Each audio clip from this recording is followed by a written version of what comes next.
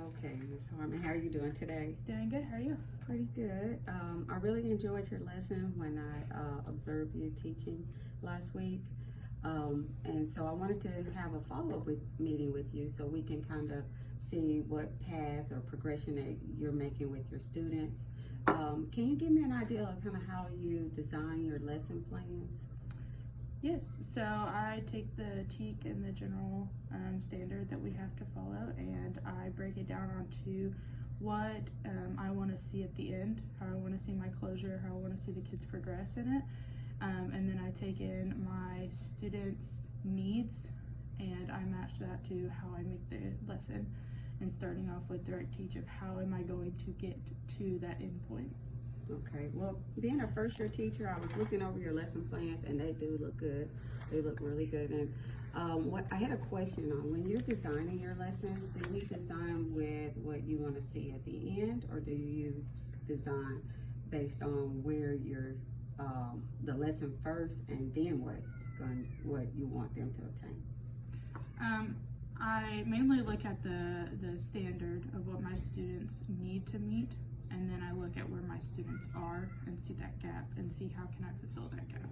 Okay, so is that the assessment?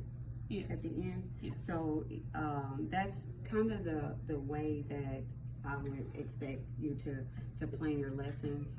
It's basically looking at what you want your students to understand at the end, what the assessment of their knowledge base is at the end, and then build your lesson in order to reach that goal. Right. That's a form of data mapping for your students. So in here, on your lessons that you have submitted prior to me doing the observation of the lesson, I see where you said that you're going to be observing the students by as they participate in the direct teaching. And then you're going to introduce the letters for the day, and also you're going to introduce a sentence stem for the day. What was your ending? What did you want them to know at the end of that lesson? With that lesson, I wanted them to understand how a sentence is structured, how the beginning of a sentence is with an uppercase letter, how the end, depending on how the sentence is stated, would end in a period or a question mark, things like that. Understanding that names within a sentence need to be capitalized, and just understanding where to find the letters in the sentence that we were working on that week. Okay, so what was going to be their exit ticket? Their exit ticket for that was to see the students as I called them up to come and point to the different things of, okay, yes, I need to have an uppercase here. Is it a period? They would tell me yes. And just looking at those different things, looking at the space, do I have enough space in between my words, things like that. Okay, so I'm going to show you a quick video of what I would think would be a highly qualified preschool lesson. And so I'm going to show you a quick video of this, and we're going to take a look, and then we're going to compare it to how you actually present your lessons as well. The word orange, ready? O-R-A-N-G-E, orange. Our shape today, twinkle, twinkle, little star. How do we spell stars? S-T-A-R,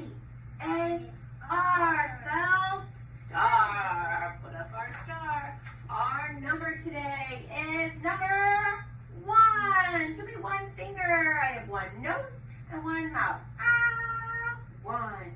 And last, our letter today, which we said, letter M. M says capital M and lowercase m. Let's put up our 1 and our M. Okay. We have a Okay, so looking at what this teacher presented in her lesson, what do you think you saw in this lesson, what she just presented, and in comparison to your lesson? A lot of visuals and examples using hand-eye coordination with the nose, the mouth, representing 1, letting the kids make the sounds with the letters. That's a very good thing to see where they are in progression of making those sounds as well, and connecting the sound to the actual letter, and using a lot of enthusiasm as she did it as well. Okay, so reflecting on your lesson, what do you think you could have done differently?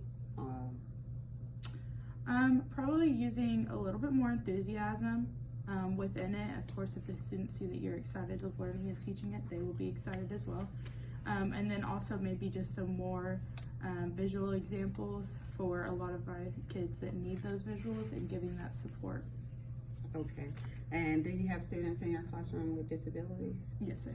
Okay, so do you think those visuals will help with those students? And Absolutely. okay, and so what I'm hearing you say is that the gap between how you presented, because what I see here is that the teacher actually took what they're going to be learning for the day and presented that in a way that was on their level, and so she pretty much set the tone for what they're Right. going to be learning before actually teaching the lesson. Absolutely. And so when you were doing your lesson, maybe utilizing a little bit more of the visuals and breaking it down to their level so they can understand what the outcomes or the TEKS or outcomes will be that you want them to obtain from the lesson. Absolutely. So basically she did it where you could see it, she named it, and then now she's going to actually do it. Absolutely. So let's take a little look again.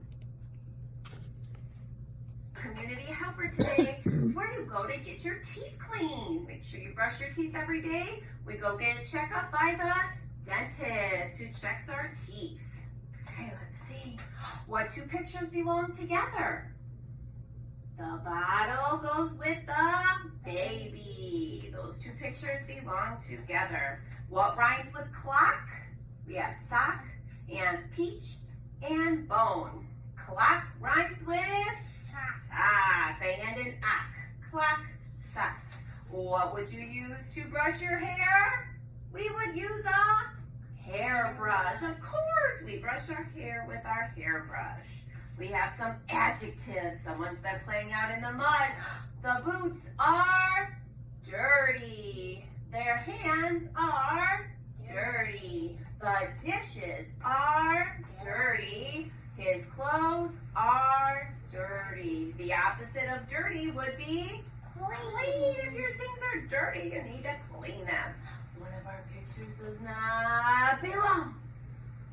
Bike, wagon, sled, chair. Okay, so looking at what she's doing some, it looks like more review of activities and hitting a lot of different points and keeping them involved in the lesson. So when we're planning the next lesson, how do you plan on altering your lesson?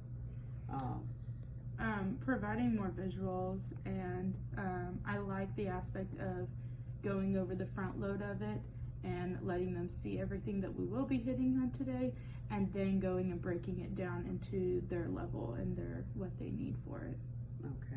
Okay, so you plan to incorporate these action steps. Absolutely. So we're going to start planning the lesson based upon what we want the students to learn or be able to demonstrate with the assessment. Then plan our lesson plans and incorporate more visuals, more front loading of at their age level. Absolutely. The actual what you want them to learn in the TEKS on their ability level, and then having more concrete exit tickets. Yes. Okay. Yes. Okay. You have any questions? No? Okay, and then these are your data Yes. points, what you guys did at small group? Yes.